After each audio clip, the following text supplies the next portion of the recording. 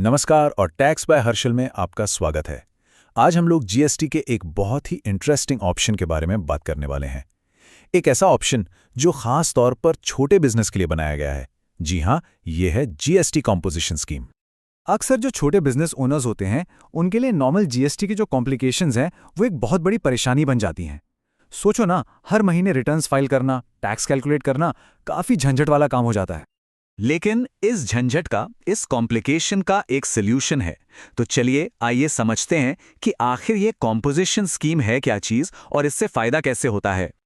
बहुत ही सिंपल शब्दों में ये एक आसान रास्ता है। मतलब आपको हर अलग अलग सेल पर डिफरेंट टैक्स रेट्स लगाने की या कॉम्प्लेक्स कैलकुलेशंस करने की कोई जरूरत नहीं है। सीधा सीधा अपने टोटल टर्नओवर का एक फिक्स्ड फ्लैट परसेंटेज टैक्स के रूप में दे देना है, बस। अब जो चीज इसको सबसे इंटरेस्टिंग बनाती है वो है इसके टैक्स रेट्स। देखिए कितने सिंपल हैं। मैन्युफैक्चरर्स और ट्रेडर्स के लिए सिर्फ 1%, रेस्टोरेंट्स जो अल्कोहल सर्व नहीं करते उनके लिए 5% और सर्विस प्रोवाइडर्स के लिए 6%। मतलब कोई कंफ्यूजन नहीं, कोई कॉम्प्लेक्स मैथ नहीं, बस एक फ्लैट रेट। सुनने में तो काफी अच्छा लग रहा है ना, लेकिन अगला सवाल ये उठता है कि क्या हर कोई स्कीम को ले सकता है? कौन इसके लिए एलिजिबल है? तो चलिए इसकी एलिजिबिलिटी कंडीशंस पर एक नजर डालते हैं। तो देखिए, इसके लिए 3 मेन कंडीशंस हैं। सबसे पहली, बिजनेस का सालाना टर्नओवर 1.5 करोड़ रुपए से कम होना चाहिए।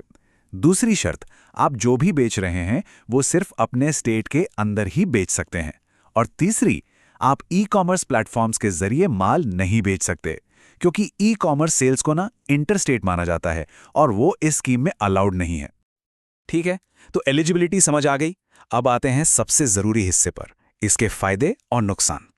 देखिए, हर चीज के प्रोज एंड कॉन्स होते हैं ना, तो इसके भी हैं। और किसी भी बिजनेस के लिए यह जानना बहुत जरूरी है कि फायदे ज्यादा भारी पड़ रहे हैं या नुकसान। तो पिक्चर यहां पर बिल्कुल क्लियर है। फायदे, टैक्स रेट्स बहुत कम, रिटर्न्स हर 3 महीने में फाइल करने हैं, मतलब मंथली झंझट से छुटकारा, और पेपर वर्क भी कम। लेकिन यहां एक कैच है, एक बड़ा नुकसान। आप जो भी सामान खरीदते हैं उस पर जो टैक्स दिया है, यानी इनपुट टैक्स क्रेडिट, वो आप क्लेम नहीं कर सकते। और हां, आप अपने कस्टमर से भी जीएसटी कलेक्ट नहीं कर सकते। चलिए अब इसको एक रियल वर्ल्ड एग्जाम्पल से समझते हैं। नंबर से बात करते हैं ताकि समझ में आए कि फाइनेंशियल इंपैक्ट कितना बड़ा हो सकता है दोनों स्कीम्स में। तो चलिए इन सारे प्रोज एंड कॉन्स को अब नंबर्स में कन्वर्ट करके देखते हैं। मान लीजिए एक ट्रेडर है और उनका साल का टोटल टर्नओवर है 1 करोड़ रुपए। ये एक काफी रियलिस्टिक फिगर है बहुत से छोटे मैन्युफैक्चरर्स या रिटेलर्स के लिए। अब देखते हैं कि इस 1 करोड़ के टर्नओवर पर दोनों स्कीम्स में टैक्स लायबिलिटी कितनी बनेगी। तो पहले बात करते हैं आसान रास्ते की, यानी कॉम्पोजिशन स्कीम की। अगर ये ट्रेडर इस स्कीम को चुनता है तो उनका टोटल टैक्स बनेगा सिर्फ 1 लाख रुपए। हाँ, बिल्कुल सही सुना, 1 करोड़ का सीधा 1%, यानी बस 1 लाख रुपए। सोचिए, ना कोई कॉम्प्लेक्स कैलकुलेशन, ना अलग अलग स्लैब का चक्कर। इसकी सबसे बड़ी ताकत यही है, सिंप्लिसिटी और कम टैक्स। लेकिन रुकिए, अभी पिक्चर का दूसरा साइड देखना बाकी है। अब इसी 1 करोड़ के टर्नओवर को हम कंपेयर करते हैं रेगुलर जीएसटी स्कीम से। यहां पर कहानी बिल्कुल अलग है। यहां पे टैक्स 5 से 8 लाख रुपए तक हो सकता है। अब ये इतना बड़ा रेंज क्यों है? क्योंकि ये इस बात पे डिपेंड करता है कि बिजनेस ने कितनी खरीदारी की है और उस पर वो कितना इनपुट टैक्स क्रेडिट ले पाता है।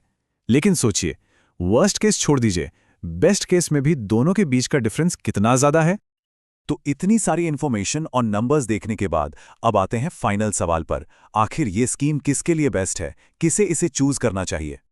बिल्कुल साफ है, ये स्कीम सबसे ज्यादा फायदेमंद है छोटे रिटेलर्स के लिए, ऐसे बिजनेस जो सीधा कस्टमर को माल बेचते हैं, यानी B2C बिजनेस। और हां, उनके लिए भी जिनकी खरीदारी या इनपुट कॉस्ट बहुत कम है। क्यों? क्योंकि अगर खरीदारी कम है तो वैसे भी आईटीसी ज्यादा नहीं मिलेगा, तो नुकसान कम है। तो सबसे जरूरी बात, यानी की टेक अवे, ये है कि ये कोई one size fits all solution नहीं है। ऐसे ही आंख बंद करके डिसीजन नहीं लेना है। कोई भी फैसला करने से पहले अपने बिजनेस के एक्चुअल नंबर्स को लेकर दोनों स्कीम्स में टैक्स कैलकुलेट करना बहुत बहुत जरूरी है।